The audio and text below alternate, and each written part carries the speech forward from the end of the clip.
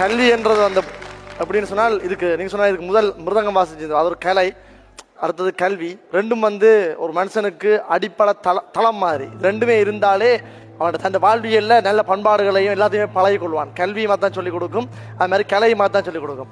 நான் இந்த வாழ்க்கையில் நான் ஒரு பாட்டளிப்பேன். எப்படின்னால், நான் வறுமையில வறண்டு கொடுமைகளை கடந்து கவலைகளை கலந்த கதையின் மகன், கலைமகளின் மடியில் உறங்குது என் கவிகள், திறமைகளின் சுவட்டில் ஓடுபவன், விண் வெளியில தெரிகிற சந்திரன், வளர்புறையில பிறந்த நெற்புத்திரன், செந்தமிழ்மறை தந்தனல் வள்ளுவன் ஆசையில் நான் கவி வெள்ளமை பெற்றவன், தன் வினைதானை தன்னை சுடும் உன் கனவுகள் வாழ்வை பெறும், முதுகில விழுகிற எறிகனை அத்தனையும் புது வாழ்வை தரும், படிக்கிற வயதில வறுமைகள் கொடியது, மதிக்கிற மனங்களை வெல்வது அறியது, மங்குற ஒளியில மண்ணெண்ண விளக்கில மண்ணில எழுதிய காலமும் கழிந்தது, குண்டிலும் குழியிலும் விழுந்து எழுந்து நான் கூச்சலும் கூட்டமும் காணவே எழுந்தவன், என் அப்பனோ தோளில மூட்டைகள் சுமந்தான், பெத்தவள் மடியில கனவுகள் கிளந்தாள், கரை விழும் கலி காலம் உன் கனவுகள் நிலையாகும், உன் நினைவுகள் நிலையானால் தென் திசையும் உன் பெயர் கூவும்.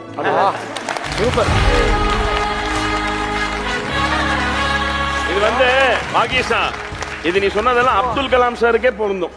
அதான் என்றால் என்னுடைய வாழ்க்கையிலேயே அப்படிதான் இருந்தது.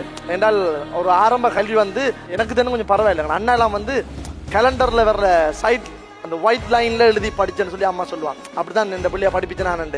ஸோ கல்வி என்றது எவ்வளவு முக்கியத்துவம் என்றால் பிள்ளைகளை கல்வி என்ற விஷயத்துல எப்பவுமே அதில் தடை கொடுக்காமல் கல்வியை முன்னிறுத்தி அதுக்கு பிறகு கலையையும் கொடுங்கன்றதான் என்னுடைய வேண்டுகோள். சூப்பராக இருந்தது.